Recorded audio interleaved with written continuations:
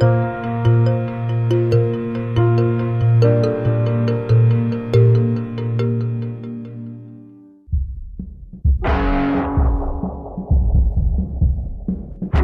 computer hacker group Anonymous is claiming tonight that it took down the website of the Federal Appeals Court in San Francisco this afternoon. They took down Senate.gov servers. They've taken down HB Gary. Sony's claiming they did $150 million worth of damage. So many confidential files that tonight, because of these hackers, can be in the hands of anyone. Visa, MasterCard, the PayPal situation. The criminals who hacked into Sarah Palin's private email. The Church of Scientology says Anonymous is a cyber terrorist group of religious bigots. Anonymous and this other group called Lulz Sec. They seem to be wanting to prove a point. Anonymous kind of was like the big, strong, buff kid who had low self-esteem. And then all of a sudden punched somebody in the face and was like, holy shit, I'm really strong. And Anonymous calls itself the final boss of the internet. And sometimes it proves to be really fucking true. You are going to violate the freedoms of the internet, you certainly better watch the fuck out. They are kind of the rude boys of activism. There's a real rough edge to them, which I think also is one reason why they garner so much love and hate from people, too. They represent a certain sort of chaotic freedom. Individual, young, nameless, faceless folks are having geopolitical impact. I mean, it's both exhilarating to realize that and terrifying to realize that. It kind of depends on how that power is wielded. We are legion. We do not forget. Expect us.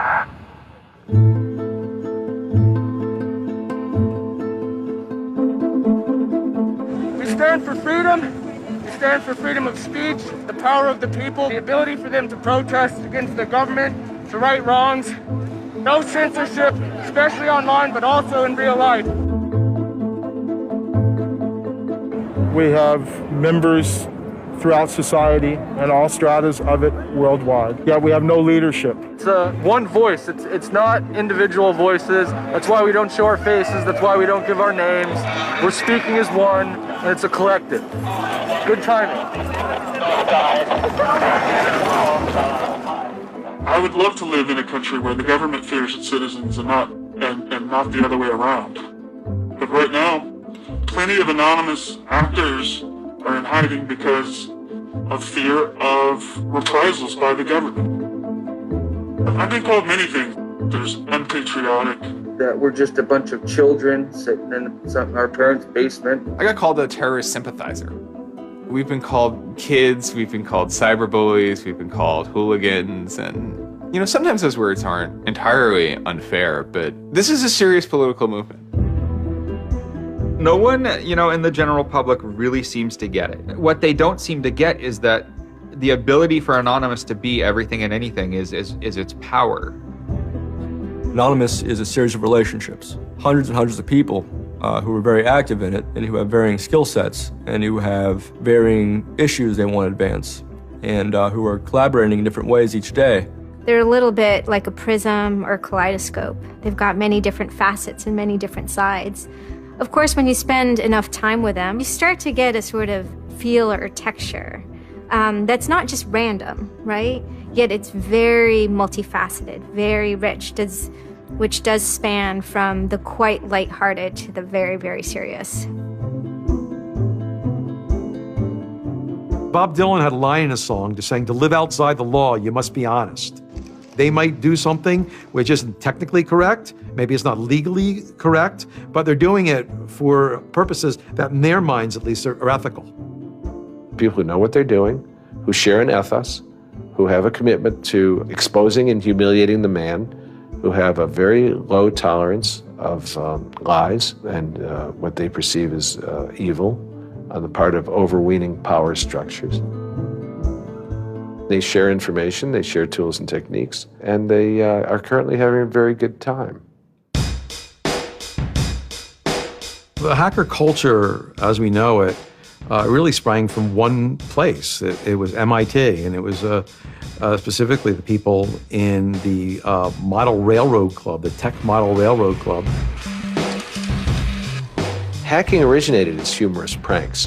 When the guys at MIT put a Volkswagen up on top of the dome of the building, and people woke up and saw the car up there in the morning, or they measured a bridge by the body lengths of somebody. I would say his name was Brian, and discovered the bridge over the Charles River was, 822 Brians. These are funny things. That's where hacking originated, and it migrated into engineering and computer communities. It's witty, it's pranks. I'm Chris Weishopel, former member of the Loft. We don't necessarily say hacking group because it makes it sound like we're hacking, so we used to call it a hackers think tank. Hacktivism was a term coined by a group called Cult of the Dead Cow. The Cult of the Dead Cow was really kind of sort of like a propaganda type of organization. They had a guy who's the minister of propaganda. They're kind of merry pranksters. Like everything they did was completely over the top. One of the guys there coined the term hacktivism because he saw one of the things his group was doing, which he called hacktivism, was writing software that people in other countries could use to communicate securely, even if their government was spying on them. So the principle was really, it was freedom of expression. It was everyone should have access to the internet. Everyone should be able to communicate and get their message out on the internet. Even more important in countries where there was repressive regimes, that if you said something against the regime, they would come and take you away, and you weren't saying it anymore. Just like in traditional activism, it spans the full gamut from sit-ins or pickets to actually spiking trees and pouring sand in, the engines of construction vehicles. I mean, there's real sabotage. The same thing does all fall under the hacktivism label. There is a spectrum. There's sometimes a strong anarchist flavor to it as well. It's resistance to authority and those who would impose groupthink and group behavior on people, which was rightly perceived to be a consequence of the digital revolution as it was used by people in power to do hacking on behalf of righteousness and to redress the grievances of the world. Lance lowered Don Quixote on his horse, nag though she was, flying at the windmills of modern life. Anonymous grew out of what's known as 4chan.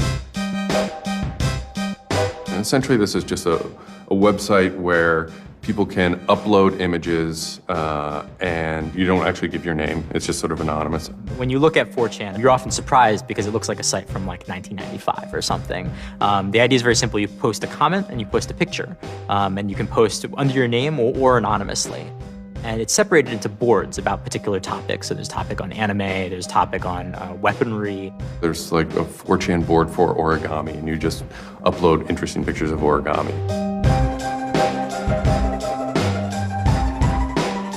And then there was a group called the B board, which essentially was for like anything goes. The first time anybody goes on B, it's kind of an instant revulsion. Because there's never a time that you go on there where you don't see something horrible. That instantly puts off a lot of people. The idea is post something that can never be unseen. Half of the posts on B are there specifically to make people not want to come back to B. It's what you get when people are allowed to express themselves with absolutely no restrictions whatsoever. It's the kind of sum of human imagination when people can get together and think together without any limits or parameters. It's the most vile, disgusting, and funny thing on the internet.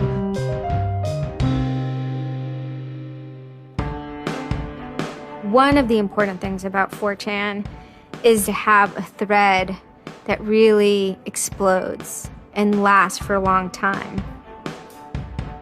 If it doesn't, then it disappears. It's a site that's not archived. So it creates conditions for anything that grabs attention at some level.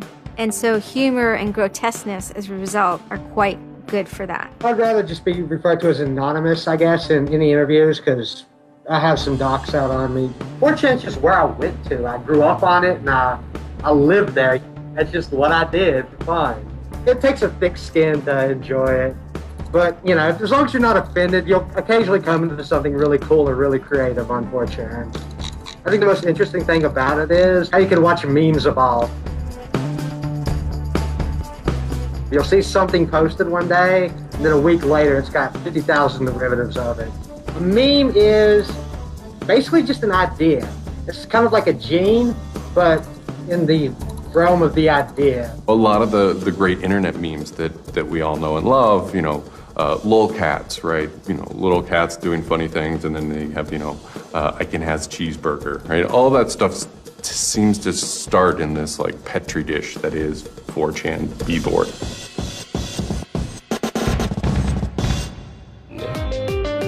Say it publicly and you're insane. Chocolate rain. Name any meme from the last about 6 years, and I'll bet you either in its first posting ever was on 4chan, or at least one of its earliest revisions that became what it was on 4chan. I can see the food situation is so we'll be on our way. It's basically the best breeding ground for internet culture, and as far as I'm concerned. With your neighborhood insurance rates, chocolate rain. 4chan is also very known for acts of trolling. Trolling is a fucking art. Trolling is getting the person you're talking to get as pissed off as they possibly can, and for no reason except for your own enjoyment. Maybe you're trying to illustrate a point, but it's mostly for your own enjoyment. For them, it's funny that like people think the internet is serious business. And if people think the internet is serious business, it's a troll's job to make their life terrible. The idea of anonymous came initially as a joke. I mean, somebody suggested that what if the whole site, what if 4chan, what if B was just one person? And what if that's just one guy called Anonymous sitting somewhere and you're just reading all these posts by one guy? And it kind of looked like that from the outsider's perspective. I mean, there's no way to tell the difference. It might as well be one guy. Fox News did a very famous segment about it. They call themselves anonymous. They are hackers on steroids, treating the web like a real-life video game, sacking websites, invading MySpace accounts, disrupting innocent people's lives. And if you fight back, watch out. Destroy, die, attack. Threats from a gang of computer hackers calling themselves Anonymous. I've had 7 different passwords and they've got them all so far. Anonymous hacked his site and plastered it with gay sex pictures. His girlfriend left him. She thought that I was cheating on her with guys. As long as I can think back, Anonymous have done some pretty off-color things in the name of getting cheap laughs, you know. But, I mean, that's part of the culture. They get what they call lulz. Lulz is a corruption of LOL, which stands for laugh out loud. Anonymous gets big lulz from pulling random pranks. For example, messing with online children's games like Habbo Hotel. Habbo Hotel was this online community where you had an avatar and you walked around and talked to other people. It was kind of like an early version of, you know, World of Warcraft or Second Life or any of those virtual worlds. What the people on B did was invade Habbo Hotel, created, you know, thousands of avatars. They all had this one uniform of a black guy with a big afro wearing a black suit. And so there would be thousands of these people, black guys, black suit, you know, huge afro, walking around this world, and they would do things like form a swastika out of themselves. And I think that was a real landmark because it was when they were able to see that, you know, they can use their numbers to do something really interesting and really disruptive. So we blocked the entrance to their pool, and that just pissed them off so fucking much. It was fucking beautiful. That was fucking just wonderful. Wonderful times. Those kids love that pool. They love the shit out of their pool. The goal was actually to offend everyone, simply because the idea that we could offend you by drawing a little shape on the screen was stupid to the people involved in it. They were like, really? You're going to get that mad over us just drawing this on the screen? Wow, well, you need to refocus a little on life because this should not be upsetting you that much. All these different organizations online, whether it's 4chan or just any website, there's typically a community aspect to it. This is where people have their social relationships. This is where their friends are. This is where they have a creative outlet. And so all those aspects are going into groups like Anonymous, where people feel like they're part of a bigger thing and they're able to express themselves within that group. There were certain words, certain phrases, certain ways people respond to things, certain images that were posted that created a pattern, and that pattern was, I guess, the origin of what is now Anonymous. It's like Freemasons with a sense of humor, in so much as they have this common symbology, and one of their chief joys, which is kind of wrapped up in power and secrecy, was the fact that they could recognize each other by referencing these symbols, referencing these phrases. Over 9,000. It's over 9,000! I lost my iPod. Mudkips, anything involving mudkips. So you have this weird sort of international culture developing with people, across the world, wherever they may be. In late 06 and, into early 07, there's a bit of a sea change where instead of just posting a bunch of content or randomly saying we're going to go over to some website and post a bunch of dirty comments against someone, it becomes a little more organized. Welcome to the Hal Turner Show. They went after a guy named Hal Turner. I am being discriminated against because I'm white. Hal Turner was a neo-Nazi who was, big online and had a podcast. I think that the 14th Amendment was not ratified properly, and I think, therefore, it is still okay to have Negroes as slaves in America. The first time I heard about Hal Turner is he was knocking somebody on 4chan. There's a million neo-Nazis out there. But he started picking on our dude, so we had to go to our dude's fucking defense, and it just so happened that he was a neo-Nazi, so that's a big reason that he's a fucking dickface. Who are you? Where are you calling from? Hola, this is Pedro. Spick, don't call. Diego. He was just a horribly racist radio personality who seemed to handle it well when you called in. Like, he could handle being berated by Anonymous. And that made it very interesting. It made it a bit of a challenge. It wasn't some guy who just either crumbled or stopped answering the phone. It was a guy who would yell back. Hal Turner wasn't the first, actual person that, Anonymous had caused trouble for, but the circumstances ended up being significant. They DDoS'd his website, stuff like that, costing him thousands of dollars, bandwidth fees. Denial of service has been around for a long, long time. The equivalent of if you, for some reason wanted to disrupt a bus service, right? You can hire 1,000 extras to all go and line up at the bus station, right, and get on the bus. And so that anyone who was really trying to get on the bus couldn't do it, right? It's as simple as that. When you stop trying to visit, website goes back up, no permanent damage. We DDoSed him, and then we kind of trolled him in real life. We sent countless pizzas to his house. We signed him up for escorts on Craigslist. We sent a bunch of pallets of industrial materials to his house, which he ultimately had to foot the bill for. And basically, we destroyed his ability to pay for his radio show, and that took him off the internet. And then they ended up getting some real hackers to help them out. This wasn't sort of pranks. They actually were able to get into Hal Turner's private servers and his mail servers and find some interesting emails that he was serving as an FBI informant, which, if you're a right-wing neo-Nazi, is not a good thing to be. And obviously him being an FBI informant and also his reaction, his sort of douchebaggy reaction to the raids, damaged his credibility within the white nationalist scene, which is a shame. Hal Turner's gone. He's been prosecuted by the feds for threatening judges. What follows is a period of confusion and anger in which, the original Anonymous people, the sort who want to keep Anonymous as this nihilist little, ridiculous group, are upset that now, that the most terrible thing on the internet is now becoming a force for good all of a sudden. I'm Mike Vitale, and my handle is Seth Dude. Now, this is January 2008. Anonymous is strong now. We're not a little dinky fucking group anymore. This is millions of people worldwide, and we're watching. And then Scientology stepped in with a big target on its chest. A video came out of Tom Cruise. It was supposed to be an internal Scientology video, talking about secrets of Scientology. Being a Scientologist, when you drive past an accident, it's not like anyone else. As you drive past, you know you have to do something about it because you know you're the only one that can really help. It talks about you're the only one who can stop, bad things from happening.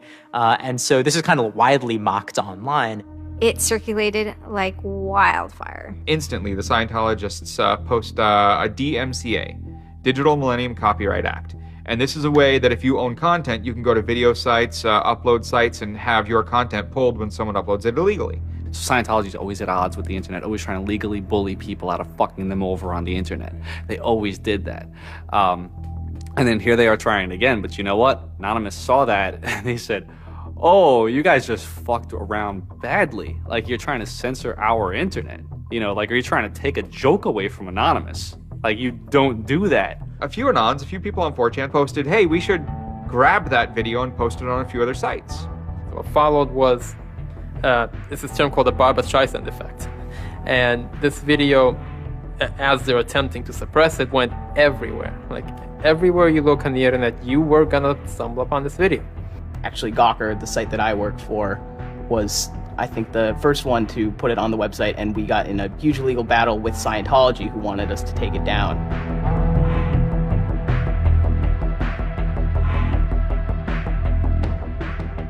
Scientology is an interesting target because in some ways it's the perfect inversion of what geeks and hackers value. At so many different levels: science fiction, intellectual property, discourses of freedom, science and technology. It's very proprietary, it's closed. And so in some ways, if you had something like a cultural inversion machine and you stuck geeks and hackers in there, you'd get something that looks a lot like Scientology.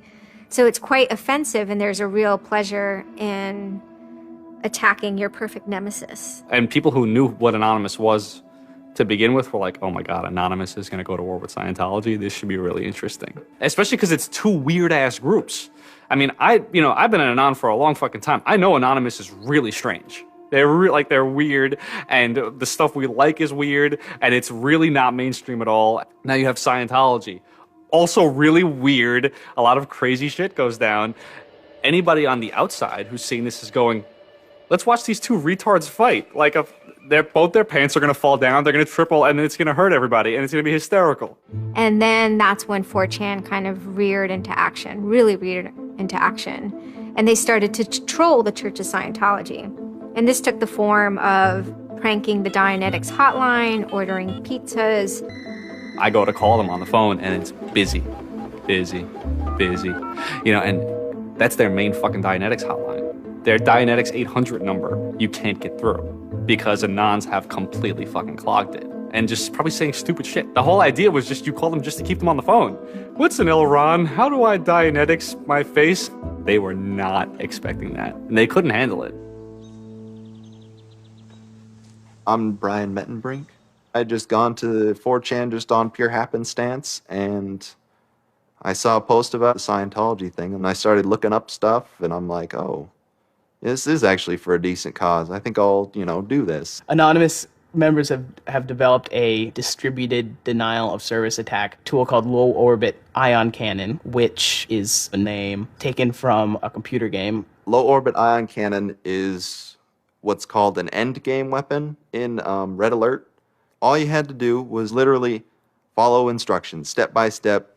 What you do is you put in the site, you see that the IP is correct, you make sure that all these settings are good, and you hit the button, and off it goes. And what it does is it tells Scientology.org, in this case, it tells them to send their website to my computer about, I think, it was 800,000 times in a weekend, and I'm pretty sure I probably took it down myself a couple of times. It felt like you were making a difference, just you yourself, and you didn't even have to leave your home, And one of the guys said, we need to make a video. We have to make a video. Hello, leaders of Scientology. We are Anonymous. When the video came out on January 21st, that was one of the first times that Anonymous, as a culture, started referring to itself as Anonymous as a movement. That video probably changed everything. We are Anonymous. We are Legion. We do not forgive. We do not forget. Expect us. It basically looked like if a computer was going to tell you that he was going to beat the shit out of you, this is what it would look like. That one video really galvanized that moment of innovation. That's exactly like with that video, internet activism, as it's known today, was born. And you just see this consensus forming that it's going to happen. So we made the code of conduct. Don't bring weapons. Dress accordingly. Cover your faces, because they will try and find out who you are and screw with your life. Rule number 17. Cover your face. This will prevent your identification from videos taken by hostiles. Scientology has a history of harassing, stalking, and just generally doing horrible things to its critics. So people needed a way to hide their identities. A lot of people had very legitimate fears. They don't want to be followed home. They don't want to be stalked. They don't want to put their families and themselves in danger. Everyone was going, well, we're going to wear a mask. What's the only fucking mask that we all already know or have a joke about? And it's the Guy Fawkes mask. You see the movie V for Vendetta, the ending scene where everyone's wearing the Guy Fawkes mask. That is very reminiscent of what Anonymous thinks Anonymous is.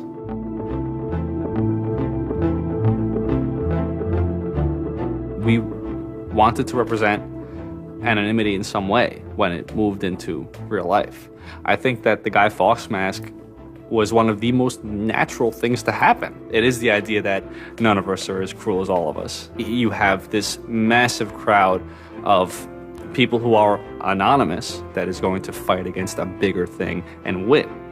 Even after watching the video, it's like, yeah, this is great, but who's actually gonna do it? Who's gonna step up? Are people actually gonna get out of their house? And I guess we were really affected by the stereotype of that whole community, they're being internet nerds, that too afraid to leave their mom's basements. No one thought that they were gonna come out. This is me on the way there. I haven't slept. I'm very fucking tired. And I remember going to the park that day, and it's really fucking early in the morning, which I thought was a bad idea. And I'm smoking a cigarette, and I'm looking around like, where the fuck is everybody? There's nobody here.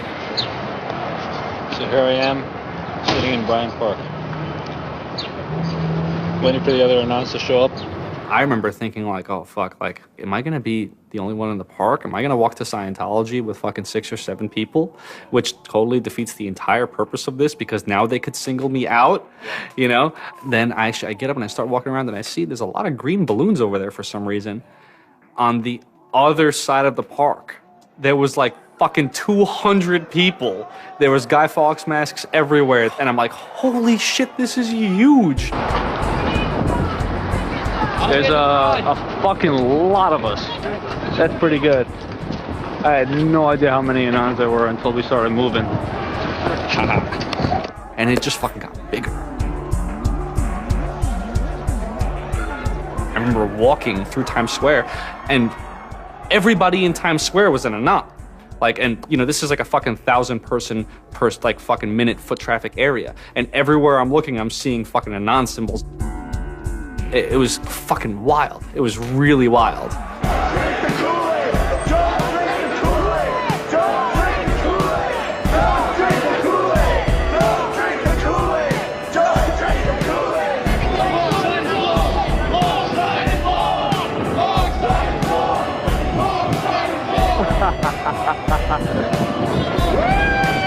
is our fucking raid.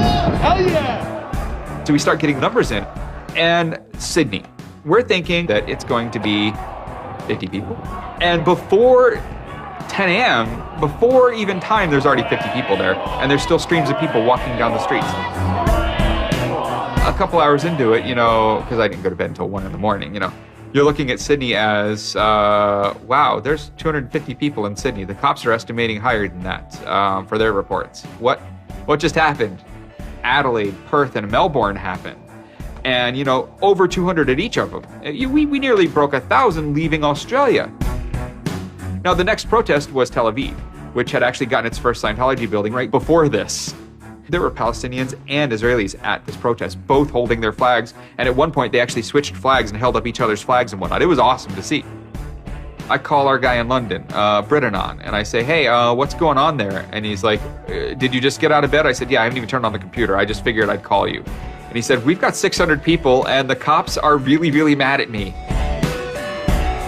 All the major cities were having hundreds of people come out. It's massive. Clearwater had like 300 people. I don't think anyone beat out LA. I think LA had over 1,000 people. We are Legion!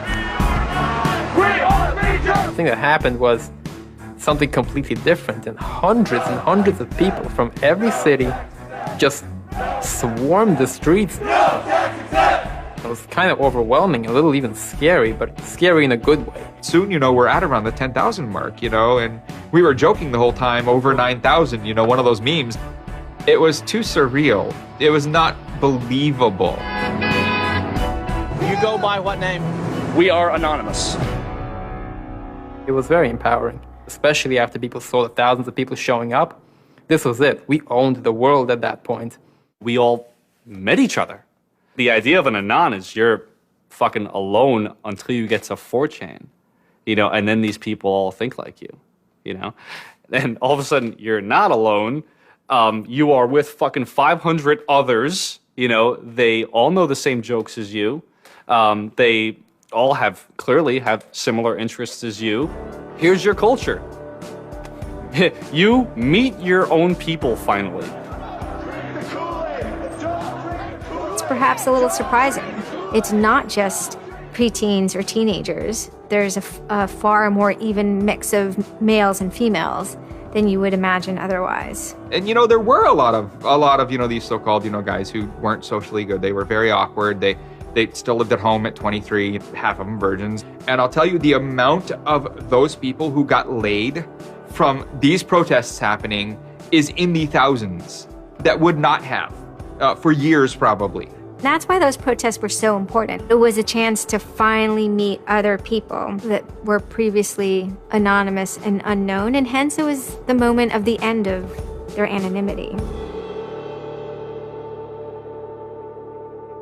Scientology, they kind of fought back, so to speak. They posted stuff online. While claiming they are peaceful, in less than 3 weeks, anonymous members made or encouraged 8,139 harassing or threatening phone calls, 3.6 million malicious emails, 141 million hits against church websites, 10 acts of vandalism, 22 bomb threats, and 8 death threats against members and officials of the Church of Scientology. They wanted to find me. They did. They hired PIs. They started taking pictures of us, threatening to sue us. I did the whole low orbit ion cannon stuff, and then I pretty much just went about my life after that for, I think it's 6 months, and then the FBI showed up here at my parents' house. 2 men got out of the car and took Flashed their jackets off and laid their guns on the front seat and came up to ask us if Brian was home and explained that they were the FBI and they were looking for Brian, and I've never been so scared. I did the second most damage is what Scientology said. I sent the second most out of everybody. So I got the maximum for my category, which was 1 year in prison and 1 year supervised release. I think, the way I feel is for what I did was one of the most lopsided punishments I've ever read about or heard of. Yeah, I think it's ridiculous, especially the year supervised release where I can't touch a computer for a year. I'm not sure what that's supposed to solve except make my life difficult. So that computer behind me back there, I could go back to prison if I went over and touched it. I'm very proud of what he did. He stood up for what he believed in. I never would even dream of hurting anybody, It's just not me.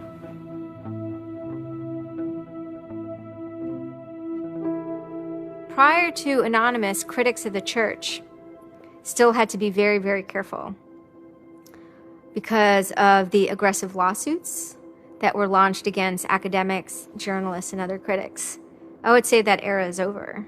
And Anonymous, more than any other sort of intervention, is probably responsible for that change. This actually caused a decent rift in Anonymous. There was one big group, significant group of people who would say, this Chanology stuff, it's cancer, it's awful, it's bad, it's just bringing attention to us that we don't want. One Anon said it well once. There is no leader.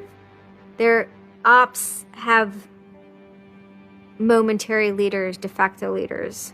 Almost through meritocracy, there's more respected or more persistent participants. Some people participate in a single operation and are never heard from again. It might even be a housewife who just, agrees with that political statement or that protest. I like to describe this with the picture of a bird swarm. Everybody's flying very, very quiet. Suddenly, one bird flies into the other direction and the mass fly into the same direction, following that person. It's totally okay to say, I'm sorry, I don't take part. When chronology was running full force, it was like a kid stretching for the first time and actually seeing the real power. If you had asked me all throughout 2008 and most of 2009, is the politics of Anonymous always going to be sutured and hinged to the Church of Scientology? I would have said yes. And it became unsutured, unhinged, when a different political wing was born in 2010.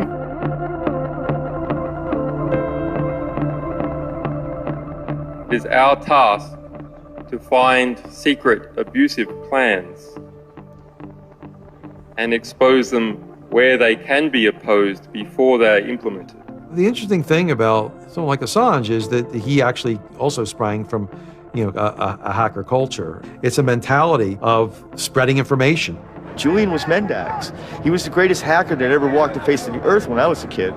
I mean, they rumored he could move satellites around in space by hacking into NASA. Maybe it never happened, but it was a myth that kept young kids like me wanting to plug a computer into a modem and see if I can move some satellites around.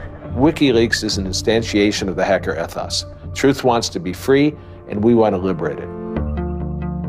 WikiLeaks released a huge trove of diplomatic cables. There was a lot of controversy from every quarter of society. The WikiLeaks website released nearly 400,000 secret U.S. files on the Iraq War late today. It was the largest leak of classified U.S. files in history.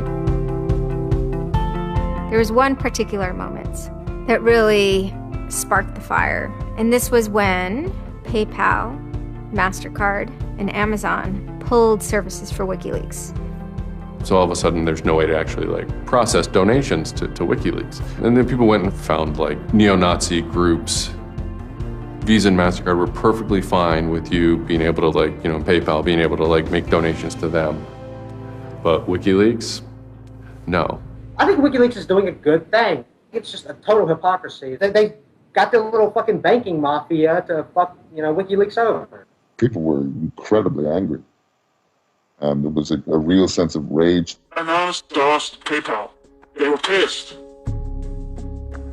The numbers of participants were massive, massive. And they managed over the course of a couple of days to disable the websites of MasterCard and PayPal. It was beautiful. Because what you had is people finally stood up for something.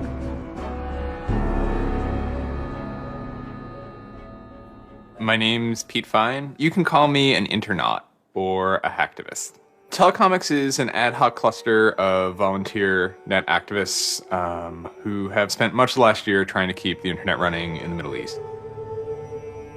In kind of the lead up to the Egyptian revolution, we would tweet on people's behalf. We would get people from Egypt who were unable to access Twitter on their own on our IRC network, and we would take reports from them and tweet them out using our account to kind of help them get the word out about what they were experiencing. Some of this shit is personal. And one of the things about the movement as a whole, when Egypt rolled around, is that Egypt broke us emotionally. Watching in real time with live feeds that we helped set up, Egyptians get massacred with machine guns. It was different, and I have never in cyber activism wept before. It's never bothered me like that. It's never been able to touch me the way Egypt touched me. And then January 27th, January 28th rolls around, and the Egyptian government starts shutting down the internet. I mean, just for the whole country. The whole country. There's this fantastic traffic graph that you can see the traffic coming out of Egypt, and it looks like, you know, like this, and it goes like that. Just totally stops. And we were just shocked. I mean, we were just like, what the fuck? Like, what the fuck? To think that a country would completely cut itself off as much as it was able to from the outside world was pretty unthinkable. You know, we know bad things go on in the dark places. That's the kind of thing that could start riots. I think when Mubarak did what he did, I think it really upset people here as well as in the Middle East. I put myself in their place, and I found myself in a desert of nothingness because he just wiped out everything that my world incorporated. That just showed me and everybody else that the same thing can happen at any time, at anywhere, in any government. Anonymous and the people on the internet stood up and said, go fuck yourself. You want to shut down their internet? Fine. The people on the internet will show them how to turn it back on. A lot of my friends helped with encryption, helped people on the ground in those countries validate SSL keys and certificates, and really showed them how to subvert their government and become free. And then Telecomics started to tweet connections to the internet, dial-up connections. In Egypt, the care package we put together included some kind of our comms information, the ham radio and dial modem details. In total, we helped coordinate and run about 500 dial-up modem lines. We also Googled up treatments for tear gas and other kind of basic medical treatment and found folks who could translate that into Arabic. Sort of put this together in a nice one-page PDF and fax, and off it goes. President Hosni Mubarak has decided to step down from the office of President of the Republic.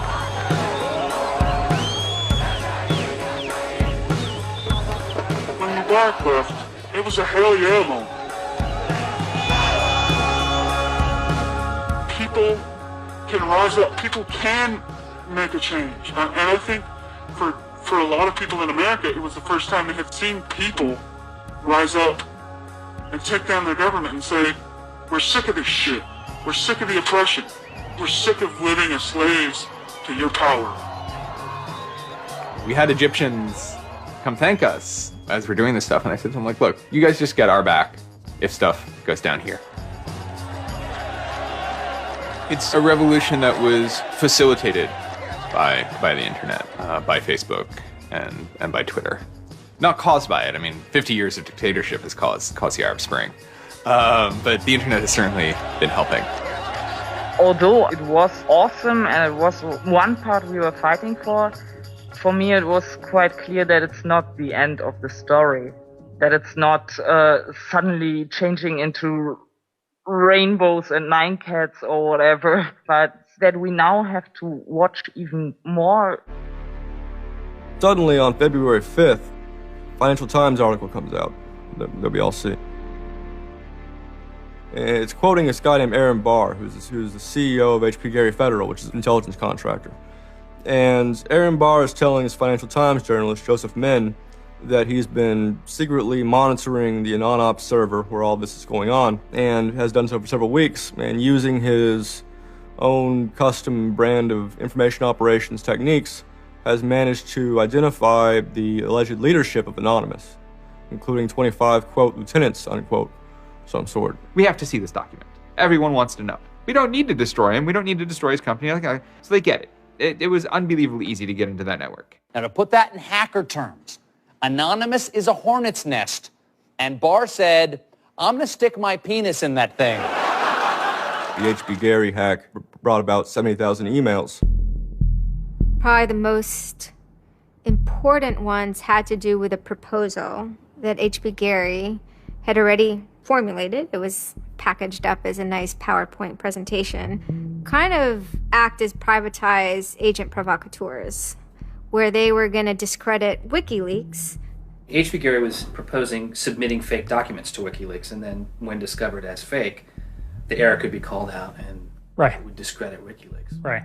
So there's a lot of like specifics that I can't talk about. So let me try to answer that though in a general sense. First of all, it's probably no surprise to anybody. I'm not a big fan of WikiLeaks. I think that the broad purpose of trying to get as much information, proprietary or classified information for the government, expose that, is an extremely destructive and dangerous purpose.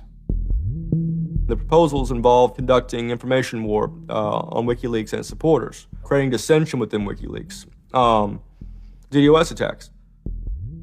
You also wanted to launch cyber attacks on WikiLeaks infrastructure to get information on document submitters. One thing I guess I want to make sure is clear is, none of those activities had actually occurred.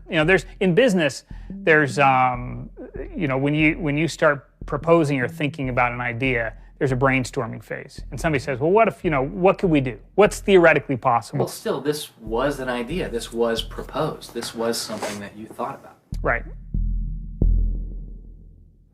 They also wanted to go on a campaign kind of targeting Glenn Greenwald, who's a reporter for Salon, who's an outspoken kind of critic of the government and supporter of WikiLeaks. It seems like you're trying to attack a journalist here.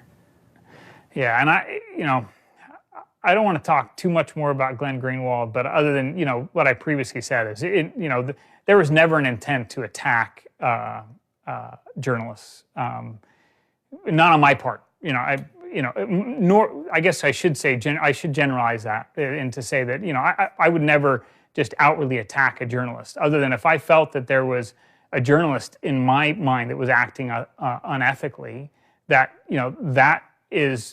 That's a fair game for having a public discussion about.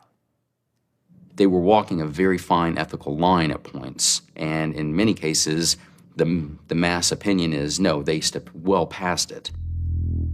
I will not support broad theft of information released to the public, because that's nothing but destructive. If somebody has information that's been stolen from them, and whether or not WikiLeaks encouraged the theft of that, or whether or not it was just put in their lap, still they're threatening to release the information that is the private property of another organization. So your choices are to just allow that to happen, or to try to stop it. How offensive is too offensive? We've certainly seen a lot of strategy coming out of governments across the world now saying, publicly admitting that they need to develop better offensive strategies in cybersecurity, because defense as a whole, it isn't enough. It never is enough. In the court of public opinion, that took H.B. Gary quickly from being a perceived victim to being a perceived villain themselves. It was becoming harder and harder to distinguish the good guys from the bad guys. And then, kind of seemingly out of the blue, there was something by the name LulzSec that sailed into the seas. LulzSec, it's sort of a group, mostly from Anonymous, who, large part of the same people who hacked H.B. Gary. And they decided to form this little group and just carry on operations sort of outside the purview of Anonymous for a while. They hacked whatever they wanted, they released whatever they wanted. It's almost like they had no rules. They just said, this is what we're going to do. We're going to stir up the cart. We're going to make some trouble. We're going to make some waves. And they did. The majority of time, the majority of Anons are not doing anything particularly illegal. When they are, a huge number of them try to do that in a very specific political context. For those people, what LulzSec was doing, they were funny, but they were attacking random targets. They were breaking the quasi-rules by attacking media. PBS's Frontline runs a documentary mainly focused on Bradley Manning, the alleged leaker to WikiLeaks. And a lot of Bradley Manning supporters didn't like it. They hacked a website putting a story that Tupac and Biggie had kind of escaped the world of celebrity fame and attention and retired quietly and discreetly in New Zealand. LulzSec, when they attacked PBS, that gave me the creeps, As a journalist, I'm not too thrilled with the idea of someone judging that we don't like you to write that. We don't like your reporting, so we're going to shut down your website. I'm uncomfortable with that. It could be me, and I could be writing something about a group that they didn't like, and I'm happy to sit and talk with them about it, but don't shut my website down. This is obviously about freedom of speech, so attacking the press would be would sort of be a bit of a contradiction. So people always said, well, we shouldn't do that. And obviously LulzSec had a completely different agenda, so they had no problem doing it. Hacktivism started to become sort of, I would say, almost more nasty, using, sort of more no-holds-barred kind of attacks, sort of more vicious attacks.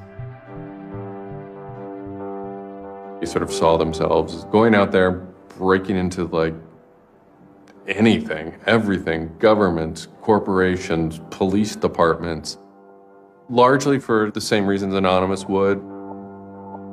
They went after Arizona for immigration policy, 50-day run, causing mayhem, havoc, and then ended it.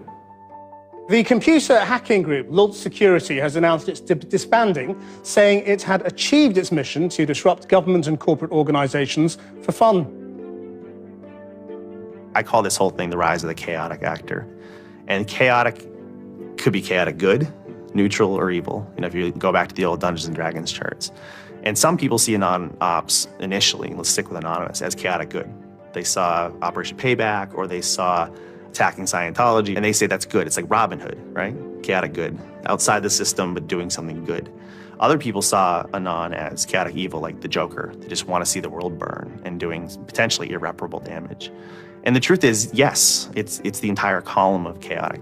I'm actually a little less concerned about some of the things LulzSec's done and more concerned about the next generation of LulzSec, the next turn of the crank of who takes it further or is more aggressive. Whoever fights monsters, should see to it they don't themselves become one.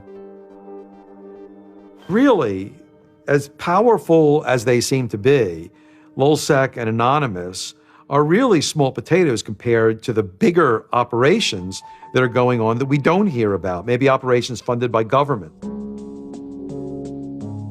16 people were arrested today, but dozens of FBI agents targeted alleged members of the loose-knit hacking group.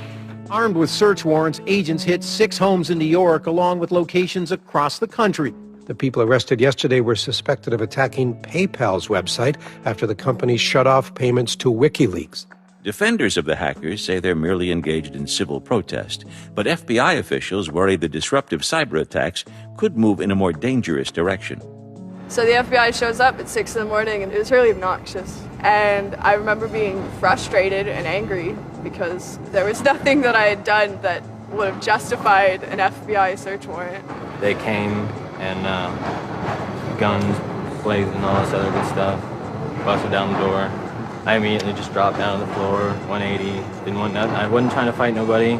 Even if you accept what the government is saying is true, what is important is that people are participating in the process. It is very much the process. It is sitting in a counter in Selma, Alabama, 500 Freedom Riders refusing to allow people to go and sit in at a segregated lunch counter. They write books about that stuff. It is demonstrating at a street corner saying no to a war. It's just a different, it's just a different vehicle. It's the same result. There's always going to be legal consequence when you decide to break the law. That comes with the territory. And it would be naive not to expect that. The question is whether the punishment will be proportional to the crime. And I suspect it might not be. People will be watching very closely to see how these cases proceed, on what grounds, and whether there's any room during the trials to think, especially of the denial of service attacks, as a legitimate form of protest. So much of our lives are now configured, at least in part, on the internet. So we better start thinking about how we claim parts of the internet as spaces that we can also protest in. There is a certain online culture that believes in certain values, like freedom of expression. They're against corruption. They're against governments controlling their citizens. And when they see those values harmed in some way by some organization, the hacktivists strike back. I don't think this whole issue is a technical hacking thing. This is more about, human philosophy and psychology. What's motivating us? Why is there so much unrest or disenfranchisement or anger that would lead people to want to take matters in their own hands and join these? Whether you think it's bad or not is irrelevant. It's not going away. The part of me that likes the ability to have rapid destabilization and change loves this. The part that knows how powerful it is means it's a force multiplier for good or for evil. And how that power is wielded and how we want to self-regulate is going to be the most deciding factor in if this is a menace or a benefit. I certainly don't think most of the conversations in law enforcement or the government are informed enough to know how to deal with this. I suppose the question you really want to ask is, would I do it again? And honestly, after thinking about it, I felt that I did what was right. I had a belief, I still do, that what I did was the right thing, and hopefully someone got some good out of it. You know, I'd love to think that maybe I stopped someone from joining a cult, you know. Probably wouldn't tell on myself next time, but, you know, I don't think I would have changed a single thing other than the whole talking to the FBI thing. Just that little Yeah, just the little detail that kind of changed everything, yeah. I'm angry.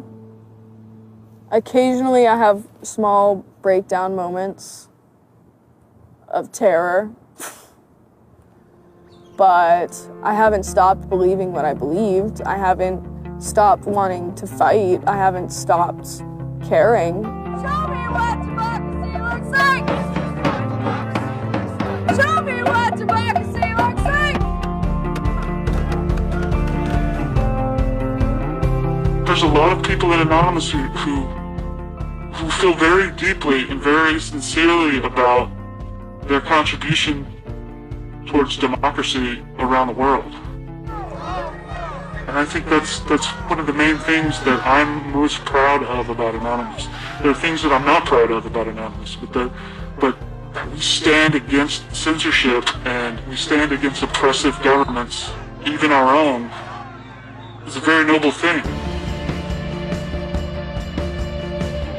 And history teaches us that change simply doesn't come with flowers. It doesn't work. No? If they say I'm a criminal, damn, well, then I will be one.